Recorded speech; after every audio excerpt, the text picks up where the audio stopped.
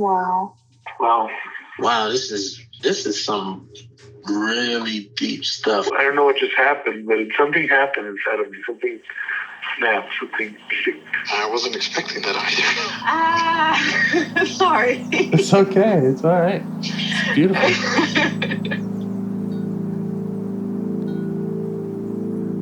Monster is like really small, but it had to become that to stop me. And then the hurt child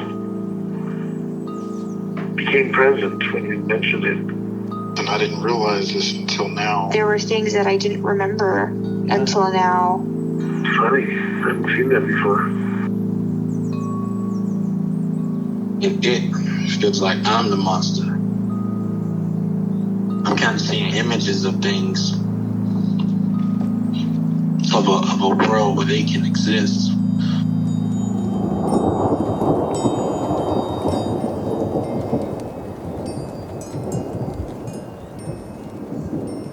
This clarity brings all kinds of answers. It's clear. She hugged me and then went back to her place, I guess, in my heart. Oh, it wants to come out. It wants to bippity boppity boop Cinderella me.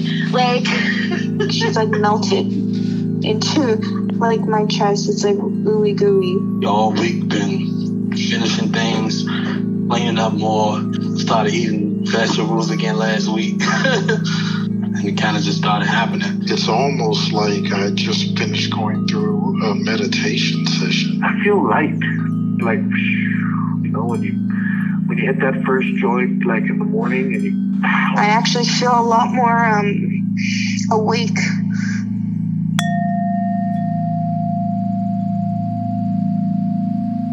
I've had an interesting week in terms of parts. I did the parts mapping that I mentioned to you with the note cards, and came up with, I think I made almost 40 flashcards. So pretty cool to be able to do that. What was interesting is that in doing that, I definitely felt an increase in clarity and agency over my healing journey. Nice. Yeah, which is a good feeling. However, I then proceeded to make a couple layouts of cycles in my life with regard to sexuality and money. Mm-hmm. And when I say money, I kind of mean just the broad range of money in my life, meaning responsibilities that impact my finances. Mm-hmm. So that might be spending money responsibly, buying new tires for my car, or updating my registration, or paying my taxes, working, all sorts of stuff. And what I found out was that when I created that cycle, when I kind of listed it out, I actually felt very overwhelmed and depressed by the whole thing. If you want, I can kind of give you a taste of what that cycle is. Sure. Yeah, let's see. I thought it was in here. Oh, I folded it. Yeah. Okay. Yeah. Just one moment. I'm not wanting to give you a bunch of editing to do after this. That's right. It's no big deal. Okay. Yeah, so let's see. Okay, so I'll start the cycle at things get too bad to ignore. So things are really tricky in my life to the point that I'm I gotta focus on my finances and my responsibilities and take care of a bunch of stuff, right? Yeah. So then I start focusing on tasks. Well, when I do that, I face anxiety and a sense of overwhelm. And also I feel this sense of if I focus on all these tasks, I'll feel exposed. The fact that I've let things get so bad, my shame will be exposed, mm-hmm.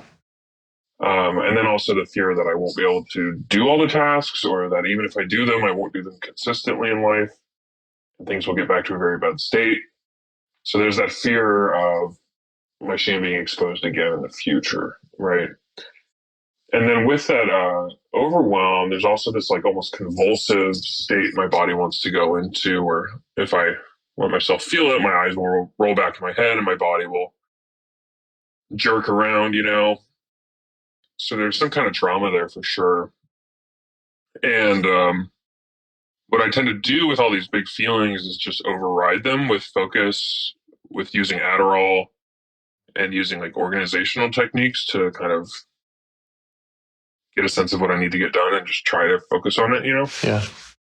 But what'll happen is that like I get into some of my managerial parts, and I don't feel like myself. I lose my peace, my sense of joy, spaciousness, and I can spend days and weeks and even a month or two in this state of like driven, imbalanced, like I can't relax. Yeah. And I'm not really enjoying my days. So eventually I get over that and like I kind of collapse and spend a lot of time resting and recovering. Mm-hmm. And when I do that, I get back that sense of myself and that peace in my body. And it's really lovely, Yeah. And then I have this part that basically just trusts that everything's going to work out. Like I don't need to focus on my responsibilities because, some miracle will happen where all my debts get paid, or my psychological healing will take place in time for me to take care of business without going bankrupt or something. Yeah. And so then because I'm trusting it'll all work out, my exiles are at peace and I am just like good. But I'm not focusing on my responsibilities, so my life starts to fall apart. We're back to stage one. My critics get pissed off. My exiles start panicking. I suppress all that as best I can for as long as I can until things get too bad to ignore. Mm-hmm. Yeah, so we're back to the start. And I've done that my whole life, at least since I was like 14 or something. Since I was old enough to have responsibilities that stressed me out, Yeah. Oh, go ahead.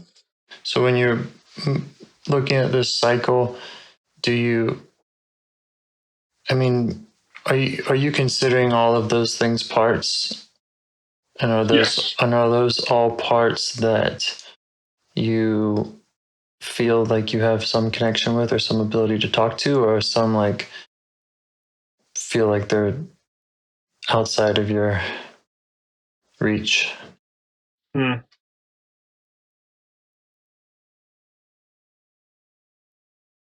Let me go in order really quickly. My overwhelm anxiety part is a part that when I focus on it, I tend to get blended with it. Mm-hmm. Rather than be able to really have a good conversation with it. Because for me, its concerns are so real that I can't get any distance from it, it feels like.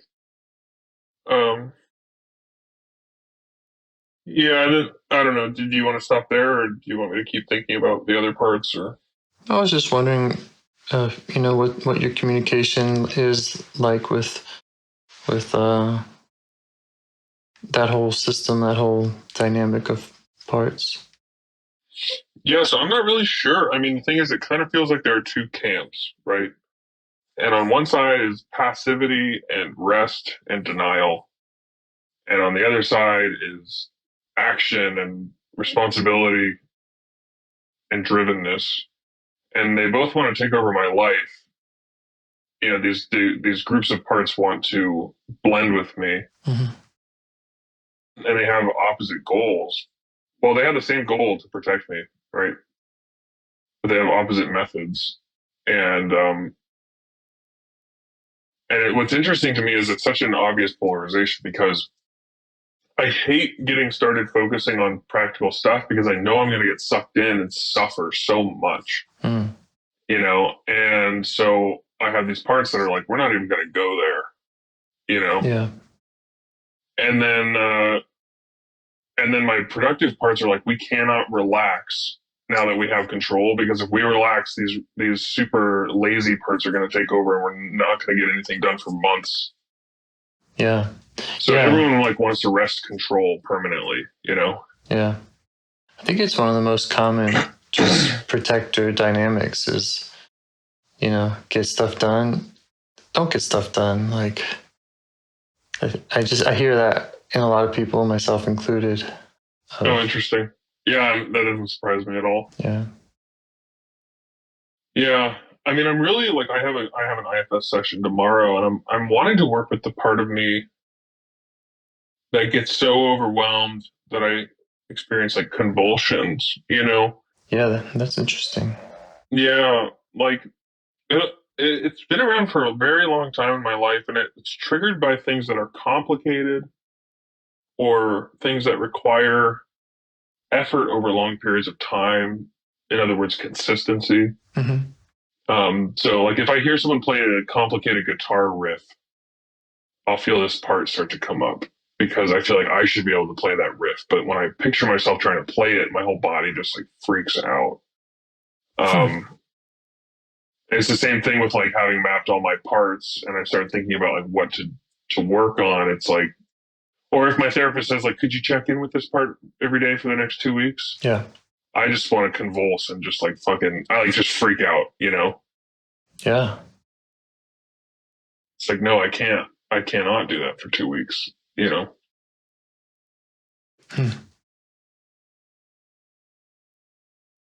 Yeah, that'd be an interesting part to get to know better. Yeah. I think I'm kind of in a very like analytical frame of mind right now rather than like a getting to know parts frame of mind. Yeah. I'm sure you're aware of that, but I think the reason for that is because I feel so overwhelmed with how many parts there are to get to know. Mm-hmm. And because I'm blended with the part that feels like financial ruin is just around the corner. And so it's like I don't have time to focus on the wrong part or go down a rabbit trail that's not going to be fruitful. Yeah. Yeah. Makes sense. Yeah.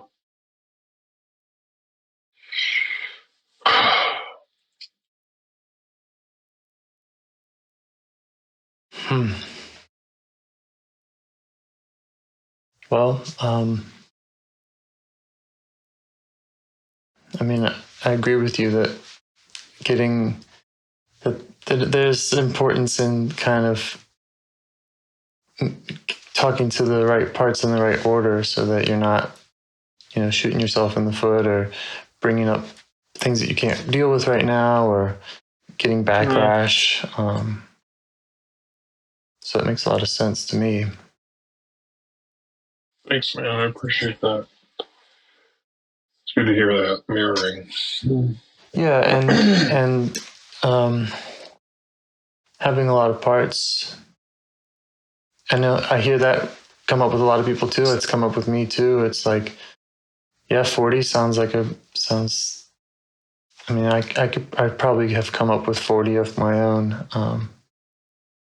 I think one silver lining is that the patterns, um, they can often kind of be grouped into managers, firefighters, exiles, kind of stuff, and you start seeing the patterns and start seeing the polarities, the common dynamics of polarities, and it's like, oh, okay, well, yeah, these might be two different parts wrestling with two different issues, but they're a lot like these other two parts, and you're able to kind of approach them with just a handful of techniques rather than having to, reinvent the wheel. Right.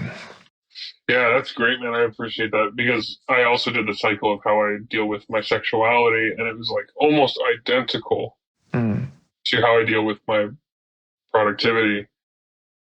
And that really stuck out to me. I was like, wow, I have exiles that cause my participation to be painful. And then that means that I reject the whole enterprise, but then that causes a backlash because I'm not getting my needs met. So I re-engage, but it's very painful, right? So and Right. it's the same thing with both of these issues. And so it really clearly comes down to the exiles driving the protector's behaviors, Yeah.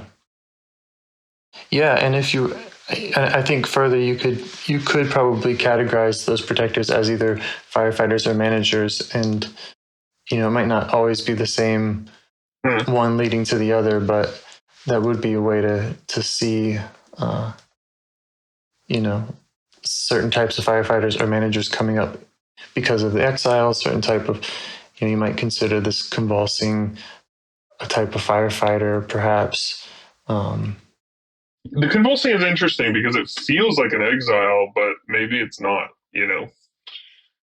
So, Yeah, I mean, we could try to get to know that part tonight. That'd be interesting. sure, sure. I'm definitely feeling some curiosity. It's a good place to start. Yeah, it is. All right. Well, you want to jump in? Yeah, let's do it. Let me recline my recliner. Yeah, and I'll start a little timer for a minute of meditation. Okay, great.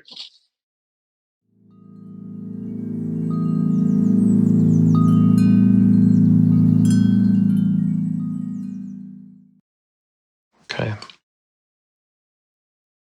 So the part that comes up with convulsing when you're feeling overwhelmed, can you find that in or around your body? Yeah, I'm feeling it now, and it's kind of everywhere. Mm-hmm. It's like this trapped energy vibrating throughout my whole nervous system. Okay. And as you focus on it, how do you feel towards it? I feel curious. Okay. And if you let it know that you're curious and you'd like to get to know it better, have a conversation with it, how does it respond to that?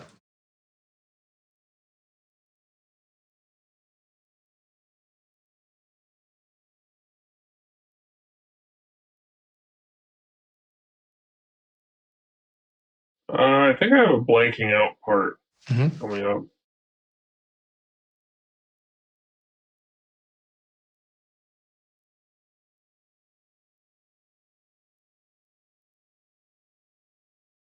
I think it's my little cloud part. I don't know if you know about him.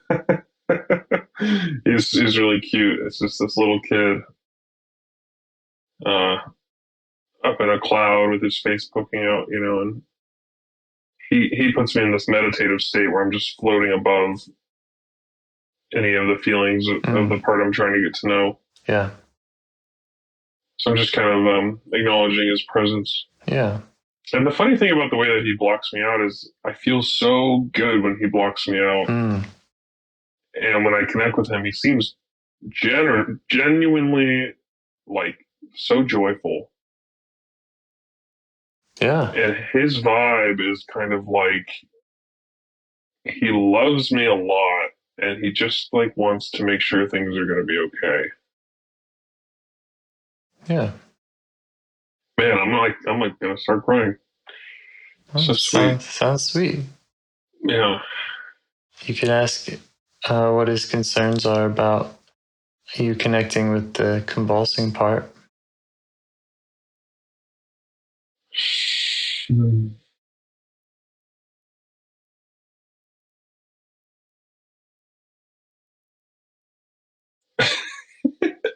Now I've got this other part that's like jiggling my right leg around, like in the most peculiar way, and just pulling me away from the cloud, just trying to distract me. I feel like a madman right now. Yeah, well, they all have their purpose. So. Yep. I'm going to talk to him, see what he's concerned about.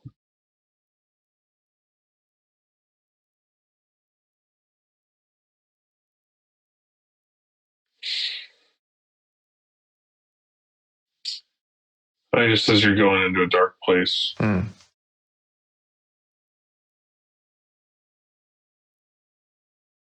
And he doesn't even want the cloud to know about it.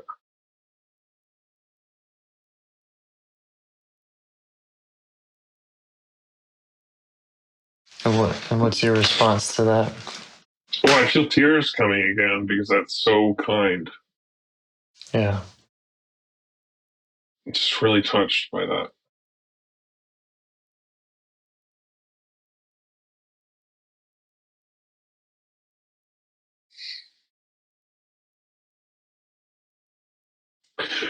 Whew.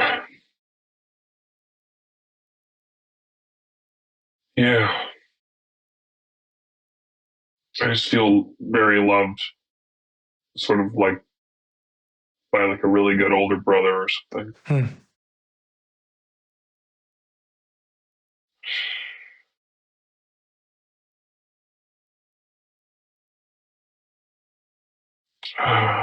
What a delight. Oh man. Should I like just show him, let him know that I appreciate him, or? Yeah, that's always a good thing to do. Yeah, just kind of ask if he'd be willing to step back so you can get to know this other part, and just keep listening to how he reacts. Yeah, I'm gonna ask him if it's okay to talk to the cloud as long as we make sure the cloud isn't here for the dark stuff. Mm.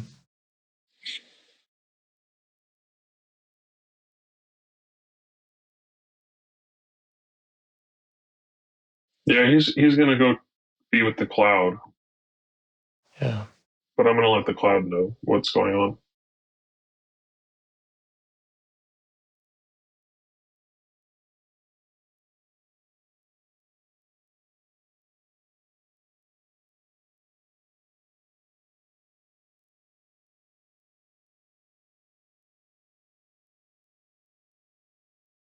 Yeah, just letting the cloud know that his protector can jump in at any time and help me out if things get too dark, and that I've got you and I've got lots of self energy and it's gonna be okay. Yeah. We're safe. Mm-hmm. Is he okay with that?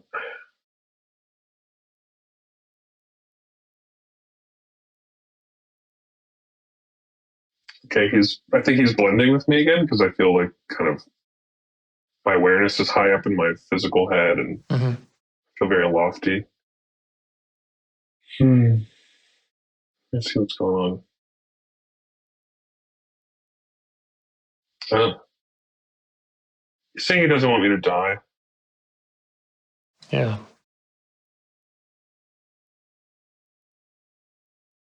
You could try letting him know your age. Mm,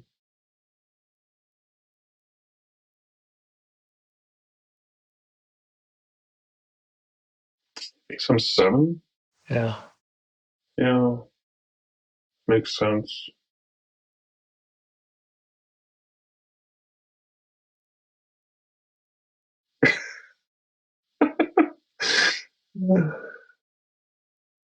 As soon as I said I was 28, I just saw him like looking up, like in awe, you know. Mm-hmm. But I think he was looking at another part of me that's trying to act super big because I can see them both in third person. Hmm. So I'm getting back down on his level himself.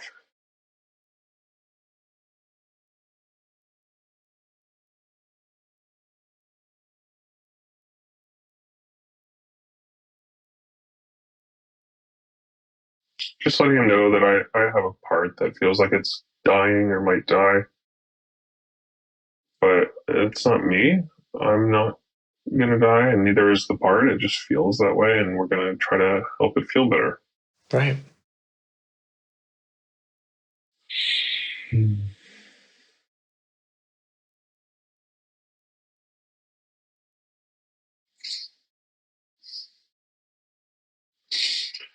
He's really happy about that.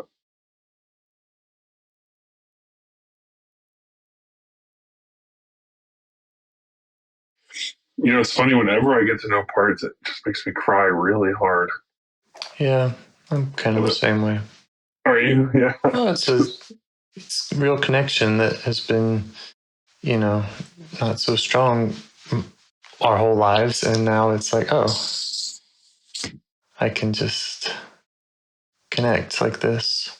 Yeah, it's these precious, precious beings. They're so full-fledged, it's just like so rich. It reminds me of, I don't know if you've seen the video of the baby that hears its mom talking for the first time using hearing aids. And it's sure, yeah. Crying, and it's just got that really classic frown. It's so beautiful. Yeah. It's exactly how I feel. Yeah. Okay, so he's happy to let us get to know the convulsing part now. Great.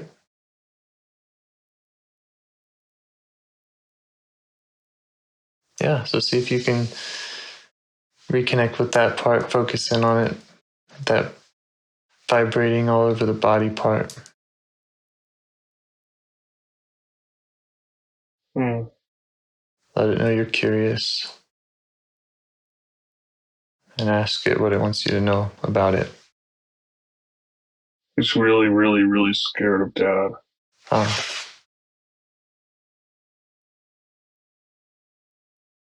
Does that make sense to you? Yeah. It's got me like holding my breath.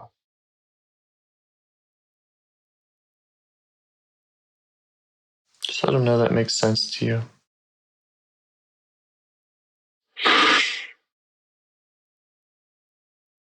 And you're okay with him revealing that to you?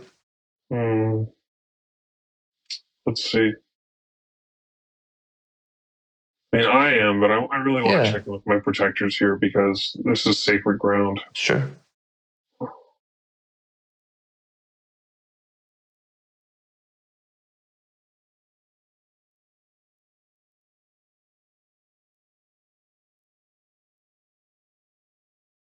I'm hearing a part say, like, no, it's time to face this,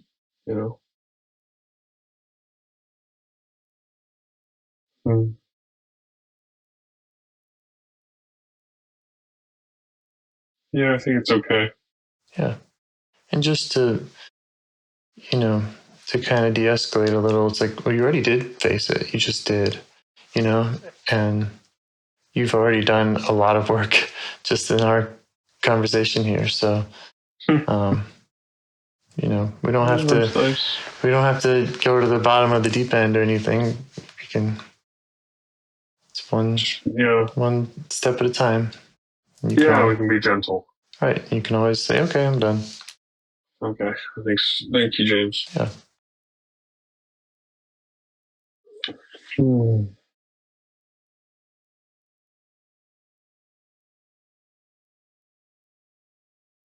Yeah, I'm just asking if there's anything else he wants me to know.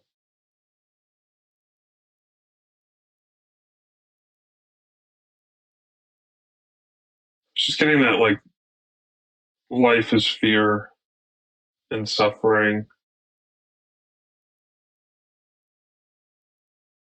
And anxiety. He's not using this word, but like hypervigilance is the sense that I'm getting. Yeah.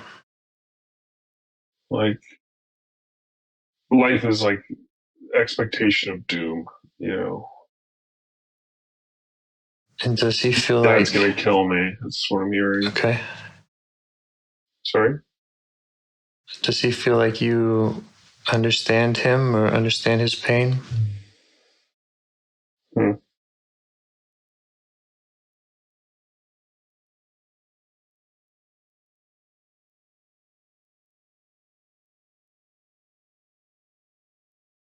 Yeah, I think he does. Okay, just check with him and just see if there's anything more he'd like to show you about, about that fear of your dad and what that looks like, where that might have, if there's anything else he wants to show you about that. And you don't have to share any of it with me. Yeah, he's just showing me like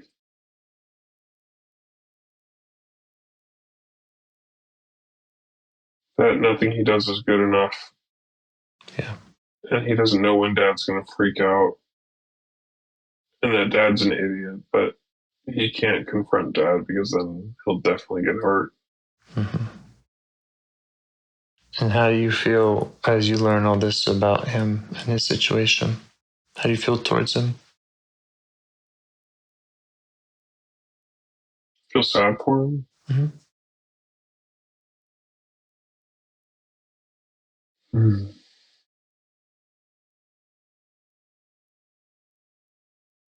What's your proximity like? How are you being with him? My proximity is that we're sharing my body. Hmm.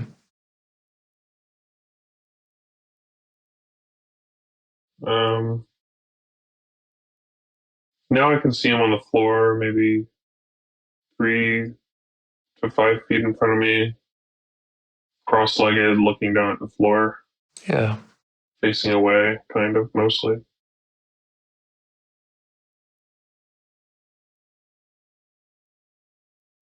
Yeah, I can feel that he's kind of like a mixed state of sadness, dissociation, submission, fear. Yeah. Like he doesn't know how to be, so he's just on the floor, small, you know. And that makes sense, right? He doesn't know how to be is okay, right? Mm-hmm. You might see if you can just deepen your connection with him, kind of reveal yourself to him, show him who you are, again, your age. Let him know that you're there for him.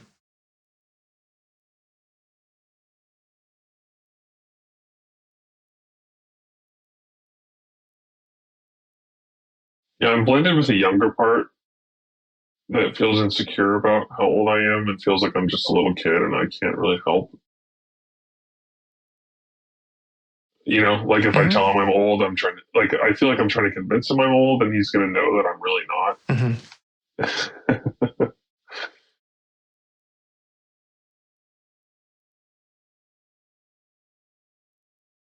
Which is actually another part of me that carries the burden of believing I'm just a kid, which I got from my older sisters condescending me and Yeah, and it's treating me like a baby. It's normal to have a lot of parts that are just kids. So Mm-hmm. I'm assuming this part, sitting cross-legged, is young. Yeah.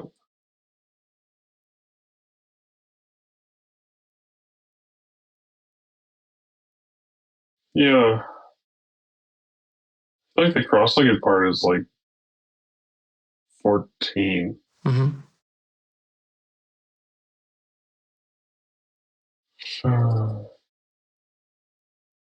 Yeah, if there's any other parts that you're feeling blended with or feeling younger, specific, especially, I would ask them to just give you some space to work with the 14-year-old. Let the other parts know you're happy to work with them another time. Just want to.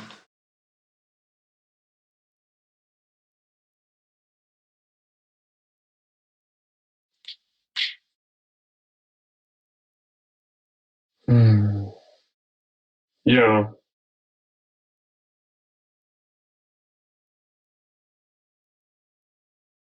Yeah, so I'm back with a 14-year-old.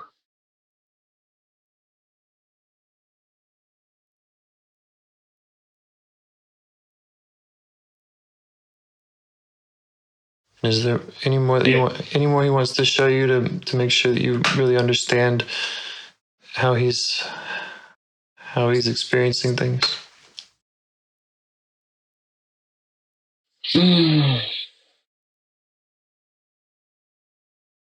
So now I'm convulsing and my eyes are rolled back in my head. Okay. Uh, You just ask him not to overwhelm you, that you want to help him, but it's easiest when he's not trying to take over.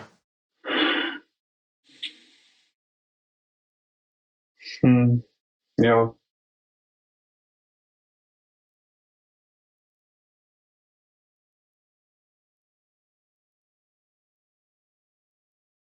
And would he be okay with that? So now I'm seeing him convulse on the floor, Mm-hmm. and what I'm getting communicated to is that he's like in terror. Like, Yeah. and I guess what I'm feeling as I observe that is how could I possibly help someone in that level of terror? Yeah. Um, and then I also feel like the world is unsafe. So why would I try to convince him that it's not unsafe? Yeah, we're not gonna. I don't think we're gonna try to convince him about the world. We just the focus is on your relationship with him. Okay. And Interesting. I think if you're not sure how to help, that's okay, and that's even okay to let him know that you see him in this extreme state. You don't like that. You're not 100% sure how to help, but you're there and you're listening.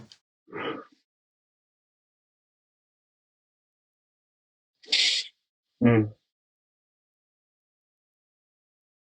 And that you're okay with it. You're okay with it, and him being the way he is doesn't make you want to reject him. Mm.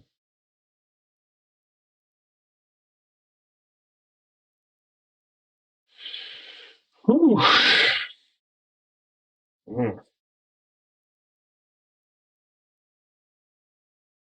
You might ask him. 1 second. Mhm.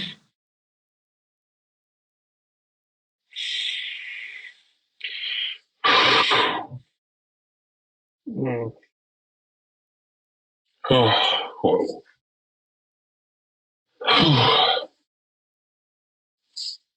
I just after you said that, it doesn't make me want to reject him. Yeah. He just like bear hugged the hell out of me. Yeah. Beautiful. Yeah. Oh.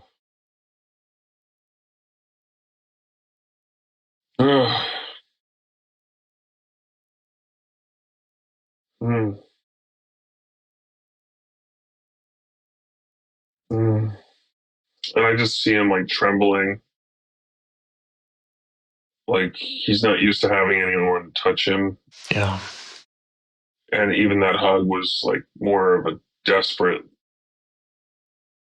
powerful thing than it was like a rich, warm, settling Yeah. in kind of thing. Like That's it. he's reverberating with the Mhm. touch. It's like that hypersensitivity. Yeah. And you're okay So with I'm all just of kind that? of, yeah, I'm just Yeah. kind of emanating self energy toward Great. him. Great. Showing compassion.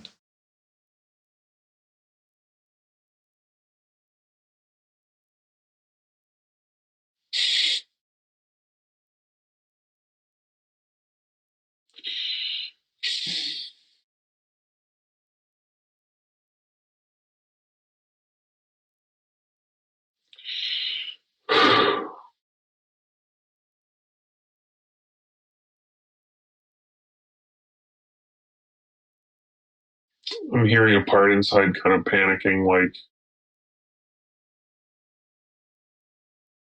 that we're not going to actually help him at all. Like he will have had this encounter with someone who was really nice to him, but then he'll have no change at Mm. all. And And he'll almost be hurt sure. by that experience Mhm. because the things he worries about are just as real to him now as they were before he met me. And they will be when the session's over and I go away. Mhm. Yeah, I mean That's the process, is to invite him to come with you. Mm.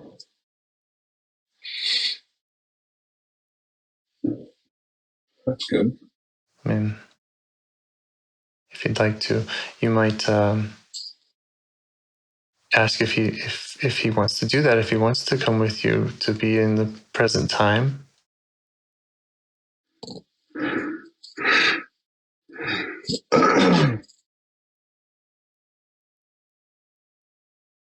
I don't think he's ready for that yet. Is there anything he'd like for you to do for him back in his time? Or with him?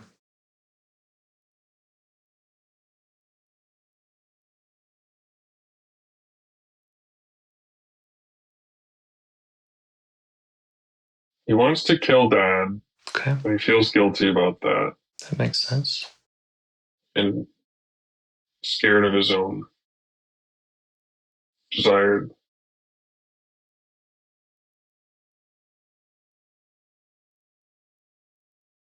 And then he, instead of wanting to kill Dad, thinks maybe he could just kill himself. Hmm.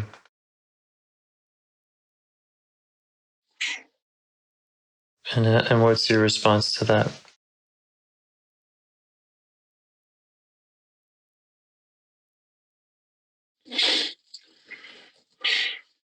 Just a lot of compassion. Great.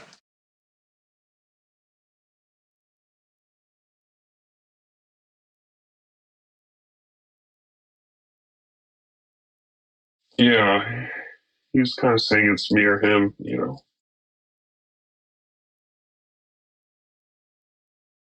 And in your system, you don't. Your father doesn't live in your system, so there's another option where he can be with you and not have to deal with that. He doesn't believe you. Fair enough. I'm not talking about wiping his memory either. I'm not talking about erasing memories. I'm just talking about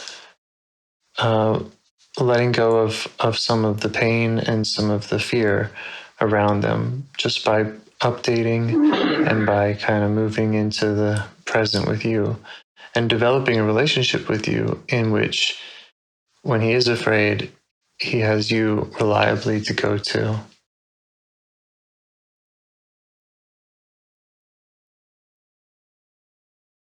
For those hugs.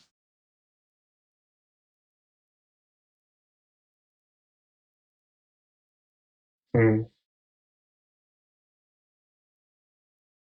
hugs thing kind of got him. He's like, well, maybe I could believe we could, figure this out if I know I can get some hugs, Yeah, I mean, and that might be something that you just do with him right now. Just, you said the first one was felt desperate. Maybe you just can Yeah, we're having a good hug. try some other ones.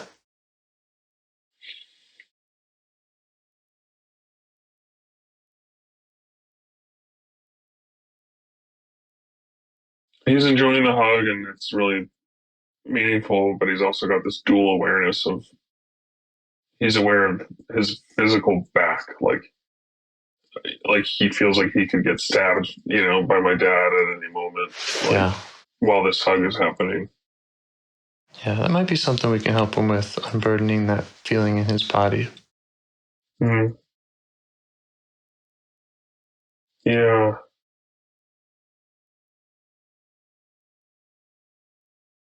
You might have. Go ahead. It's just funny because he wants to run and freeze and kill and fawn. Anything. He's just ready to survive using whichever strategy seems appropriate. Yeah.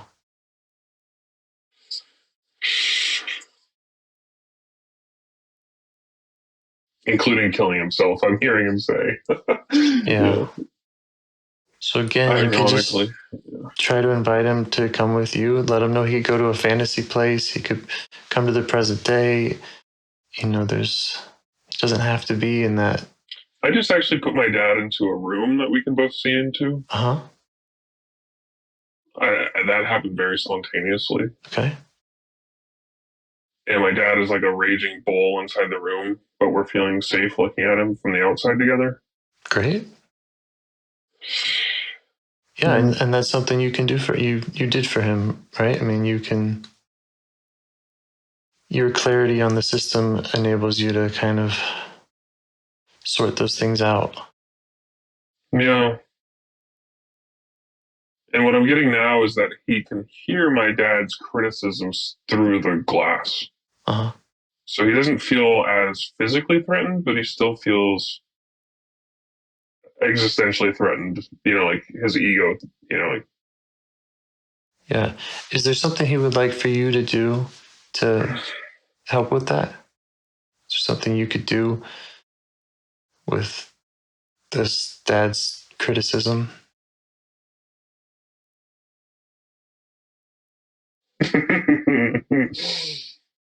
Mm.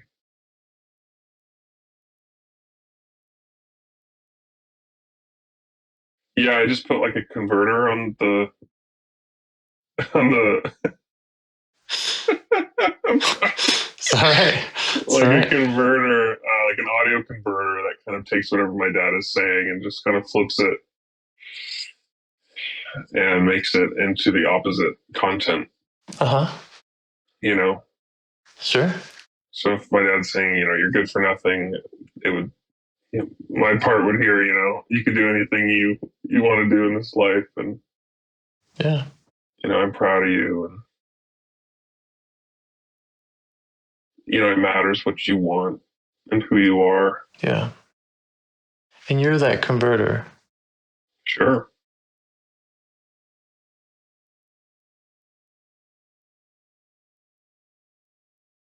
So that's what you're offering this part is you converting that world for him. Mm.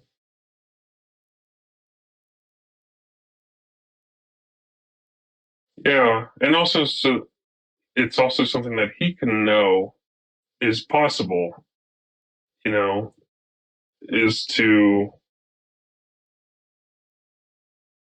he can toy with the messages that he hears in life, If he wants, yes. I think yes, it's just a little forced. Yeah. Yes, and like he can also just be a kid, and you can do that for him. Yeah.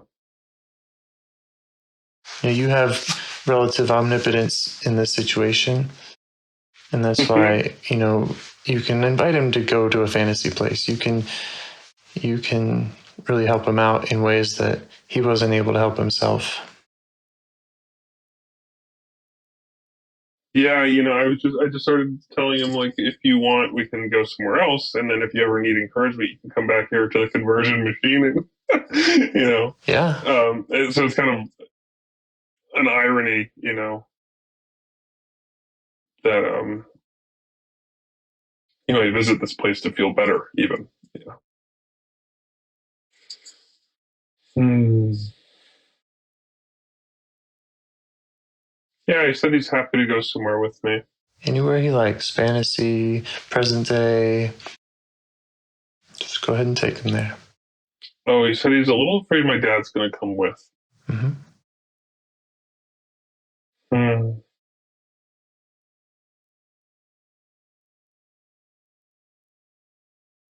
He sees my dad as all powerful.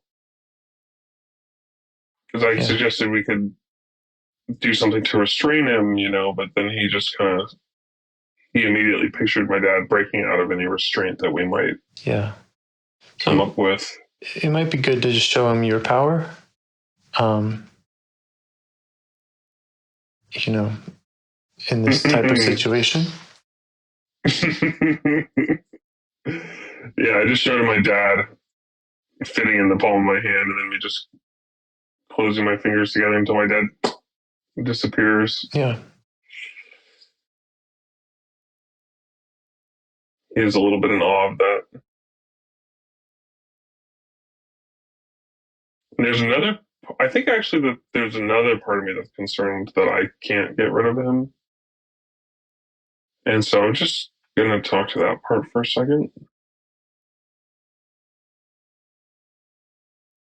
Again, you won't get rid of the memories. I don't think that's the goal. Totally.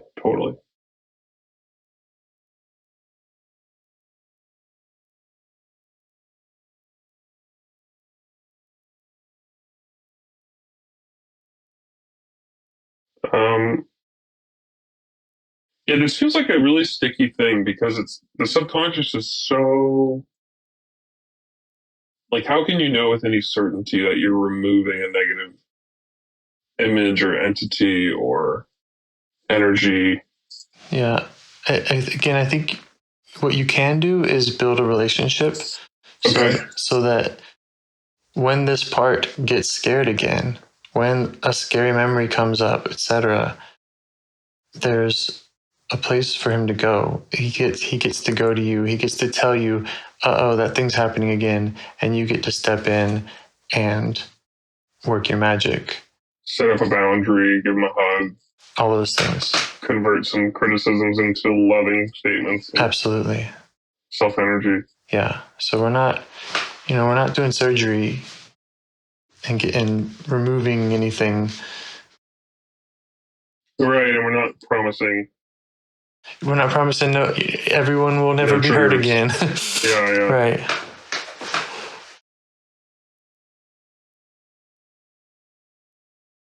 Sending you some self-energy and appreciation, James. Yeah, man.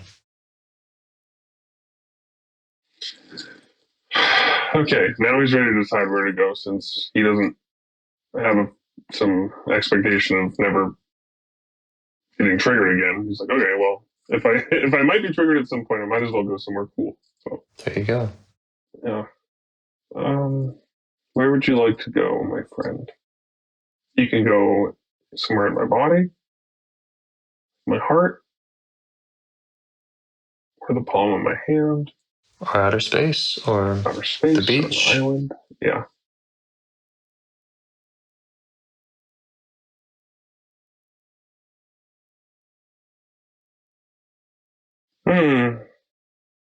He wants to fill my body, but in a new way.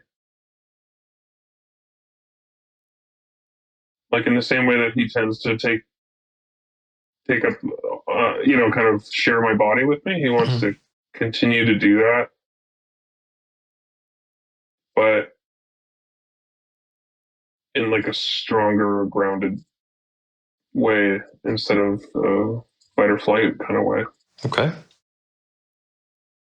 I think in order for him to do that effectively, he'll need to unburden a bit. Yeah.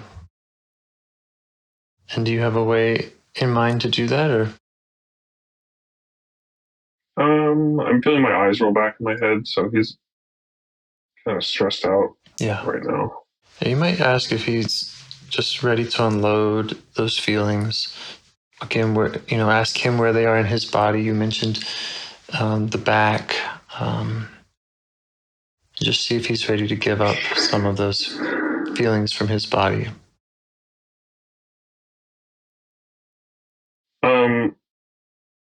So he's kind of saying like, well, what if I do get attacked?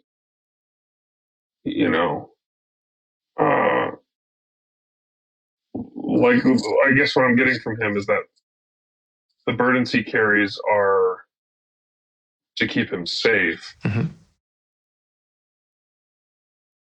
So why should he give them up? Yeah, and what's your response to that?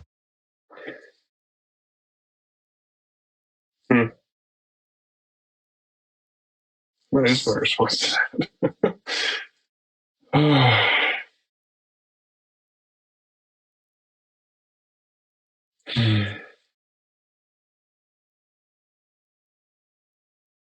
Well, if he doesn't feel safe, he doesn't have to give anything up. Sure. That's first and foremost. Because I'm not here to be another coercive agent in his life.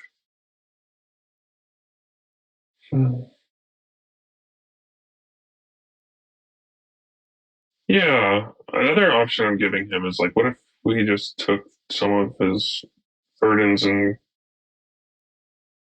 he could hold them in his hands instead of in his body.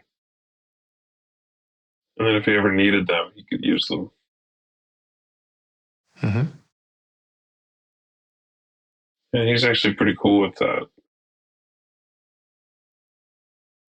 Can I make a suggestion? Actually, he's wanting to use put one more option on the table? Yeah. And I think that's fine. And it's great. I just want to put one more option on the table, which is about you shielding him from the attacks.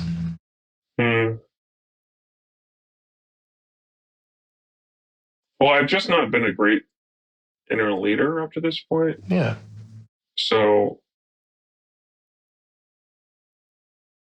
it's hard for me to say that I'll do that. Yeah. And you might, you'll do it imperfectly, but you can still set it as a hypothetical. You can still set it as something that you want. You'd rather take the hits than see him take the hits, kind of thing. Mm-hmm. And just let him know that that's your intention and that you want to work with him on that. Mm.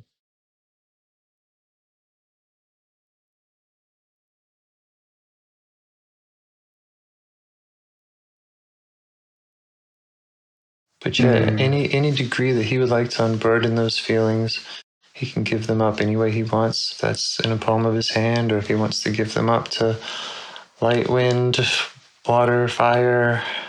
So what I'm actually getting is that he's going to hold on to some of his burdens, but some of them he took out of his stomach and arms and turned into a ball of energy, and he's using it as a soccer ball on the beach. Great. That's great. Yeah, but he still has sort of like shoulder pads, and he kind of wants to keep a tough veneer around my dad and be ready to run too. He's got his cleats on. Okay. Sounds like progress. Maybe a little knife on the back of his leg. Sure. All teens should have those, right? Yeah. It's sort of like the fight, flight, freeze. Like he's keeping like a small trinket for each of those possibilities. Yeah. Yeah. But he's definitely going to be playing more and just be a little tougher. And I think he's feeling less small. That's great. Yeah, it is great. I'm proud of him. Yeah, while he's getting less small, he might ask if there are any other qualities he wants to invite in. He's got a little bit of his armor and such still, but if there's anything else he'd like to have in this new... He's taking in like a cocky... Sure. Like this really fun, energized, cocky, the energy of like if someone's really good at soccer and someone comes at them to like take the ball from them, and they just start like, they get this grin on their face and they just do like, they score a goal through the person's legs. It's like, yeah, that's kind of what he's taking in. But also getting that he's taking in like rest and ease. Like I'm also seeing that he's like setting up a hammock on the beach with a pina colada.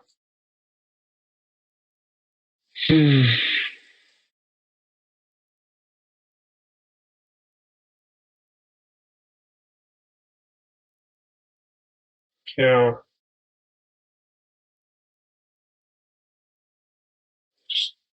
Just took something out of his chest and just flung it into space.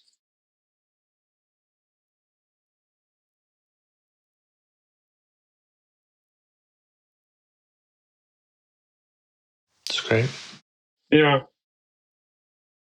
I feel like he's kind of on his own now. Like he doesn't need me doing anything else. But I mean, maybe we could ask him. But Sure. Yeah, and just maybe let him know that you're there for those hugs again, you know, like he can have this environment where he's this the way he is, but that you're still there for him. you know, it's funny, like in the process of this, he's kind of switched energies from fear to cockiness, right? And in that cockiness, there's a certain defendedness in that. Mm-hmm. And like he doesn't want to be too vulnerable. Mm-hmm. And so the idea of hugging me again, he's like, nah, dude, you got me where I need to be. Like, we're not going there anymore. Like, so maybe I'll just check in with him later. I mean, that makes sense, right? Because he didn't give up all his burdens. So Yeah. he's just trying on like a new way of being. Yeah. From super fearful to kind of tough guy, you know? Yeah. Which, frankly, I think is a step in the right direction. Step in the right direction. I agree. And I think again, you have done a lot of communicating with them. You've shown them a lot. And, you know, I don't imagine that it's all just going to be forgotten. No, I'm sure parts have parts, right? So yeah. He remembers, even if it's not what he's currently feeling, that I love him and that I'm here for hugs. Yeah.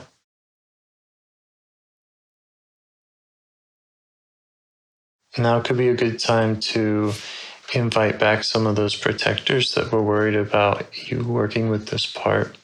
Yeah. What a great idea. Just let them see your work and maybe ask them if they would like to, I don't know, kind of go through some of the same unburdening, you know, just they'd like to change their roles at all.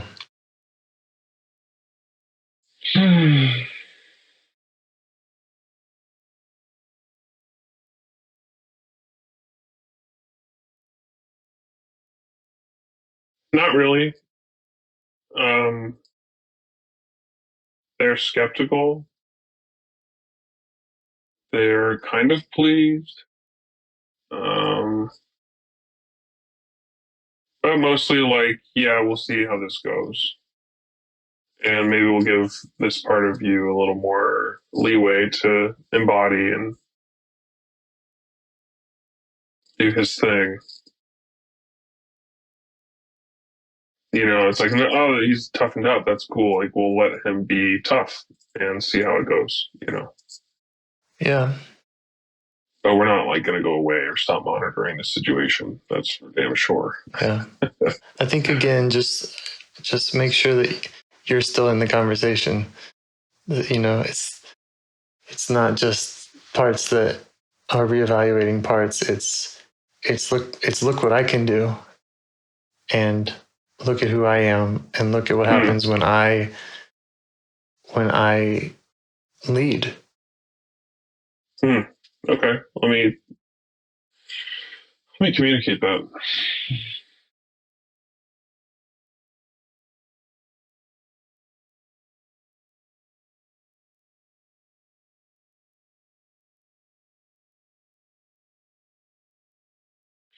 Yeah, I can't remember what the word is for it, but they're kind of flipping back and forth between being happy and excited and being skeptical and condescending. Sure.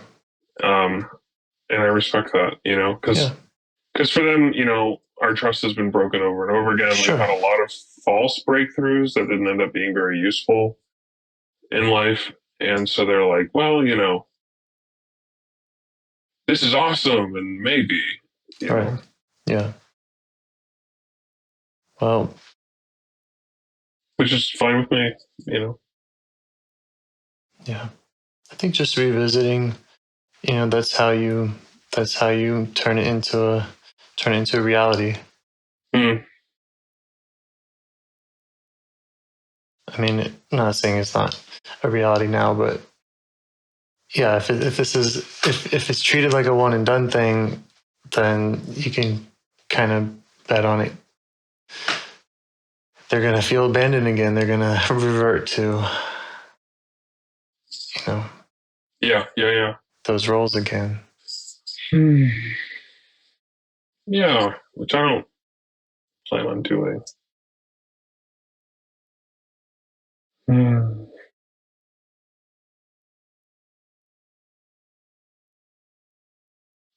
Is that all the steps? It's all that are on my checklist. Thanking parts. I mean, the only other one, which I'm hesitant to bring up, just because I don't know, but it's like, again, the prescription is check in with these parts every day for a few weeks, and that check in can be 90 seconds. Like, it doesn't have to be an enormous thing. You already have those flashcards. It's really just keeping it somewhere in your mind and Can we remembering maybe? that. Yeah. I'm sorry to cut you off, It's but can we fine. maybe spend a couple minutes getting to know the part of me that is really mad at you for suggesting that? Sure. Thank you. Yeah. What does it want us to know? I'm going to speak for it out loud. Okay. Well, first of all, I'm feeling like resonating pain throughout my nervous system. So I guess he's in pain. And he's saying, it's fucking bullshit that we have to do all these fucking tasks to make shit happen and to create change and perpetuate change. And the whole fucking thing is just bullshit. If I've got to sustain it every goddamn day, then the whole thing is just fucking bullshit. It's just like fake it till you make it, or all these other fucking things where you put all this willpower and energy into shit. Yeah. And the minute you let your foot off the gas, the whole goddamn thing falls apart. Yeah. So I'm really not interested in checking in with these stupid fucking parts. Word. Yeah, man. Well, I don't like brushing my teeth.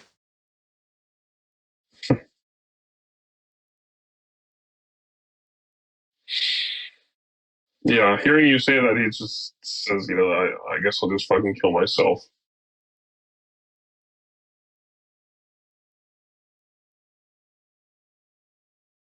I'm just saying it makes sense. It's like, yes, the system requires some maintenance to be in a certain mode. What he's saying is we suck at maintenance. So if it requires maintenance, then we're absolutely fucked. And you don't have to answer his. No, I mean, I hear him. It's like life is just designed to fuck us. It's like, oh, you got to be consistent for shit to work. And by the way, here's a free gift of ADHD and overwhelm and fear and good fucking luck. It's all circular. You're fucked. Yeah, we're all gonna die. You try to fix one thing, and then something else falls apart, and you're playing whack-a-mole with your psyche. I can't argue. Yeah. There's only so many hours in the day. There's only so many fucks to give. We're all gonna die. And you choose what you make time for. Yeah.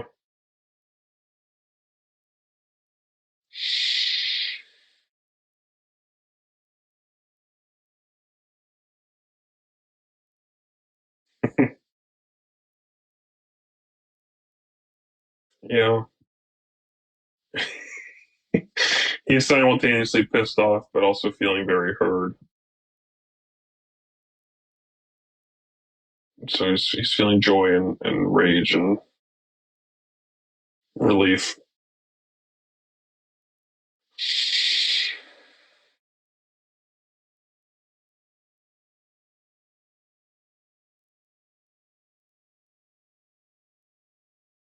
Yeah, and what he's saying now is life is such a chore, and there's so much more bad shit and discipline and bullshit than there is anything worthwhile, like intimacy or love or play or feeling good in your body. Like, there's so little of that and so much bullshit. I think you can help that part. Yeah. You got his number. That's a good start. Absolutely, man. I feel like that's exactly what I was thinking right after I said that. I was like, I just feel not like it's something like resolve. Like this is a good ending place. Okay. Yeah. Thanks for sharing all that. And Thank you so much for thanks for all those space, parts. James. Yeah, man, I'm having a blast. I really enjoy it. And I'm really happy to be able to work with you. That was like a really cool session. I think so. Yeah. I want that one published. I mean, that was so cool. Great. Hopefully I hit record. That's funny. But yes, there's a lot of bullshit. So we'll see. Yeah. Yeah, exactly. That's funny. The other thing I was wondering is like, is it possible that it would still be worthwhile audio if you modulated someone's voice so they couldn't tell who it was? I can't say I've never played with that. When I first got into music making, and I know it's possible. So it probably would be pretty easy now that I think about it. Yeah. Might be a little weird for people to listen to like an oddly deep voice or whatever. Now that I think about it, it would be really quite simple, and we wouldn't have to make it sound like an alien. I mean, you can change things just enough. Yeah, exactly. Mm-hmm. To where it just doesn't sound like the same person, but it doesn't sound like a weird person. Yep. Yeah. Mm-hmm. All right. Yeah. That being the case, I don't see why we can't upload all of them. Cool. I'll talk to you about it well ahead of time. You're like number 100, and I just published number 39, so we're getting there. That's awesome, man. You're a good dude, James, and you're quite good at this, man. Thank you. I'm having fun. How many sessions do you think you've done with people? It's around 100. I mean that I've you record them all. That I've recorded, yeah. Oh, that's quite a bit of practice. Yeah. Cool, man. Well, I appreciate you. Appreciate you too, man. Hope we get to do it again sometime. That'd be great, man. All right. Well, have a good night. Yeah, you too. Take it easy. Bye. Do you want to help bring more self-energy to the world?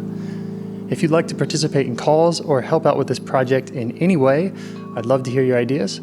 Join the Discord server or contact me at james@liveifs.com. A huge thanks to our audio engineer, Yvonne, for your care and diligence in editing the calls. To every caller for your courage in sharing some of your parts. And to anyone out there getting to know their internal system, keep going. Who knows? That might be the most selfless, helpful thing you can do for others, and you're the only one who can do it. If you'd like to see us reach the largest audience, we must please the almighty suggestion algorithms at iTunes and YouTube, and they don't care about the power of IFS. They're looking for likes and shares and comments, and the sooner the better. Follow the links in the show notes right here in your podcast player to make your wishes known. And now, a minute of meditation. Or if you prefer, pull over. You can do it in 60 seconds. Just click one of those links. They're right there, and give us a like or a 5-star rating. It would really help. If you think this project is helping people, you're helping people by sharing it. Thank you.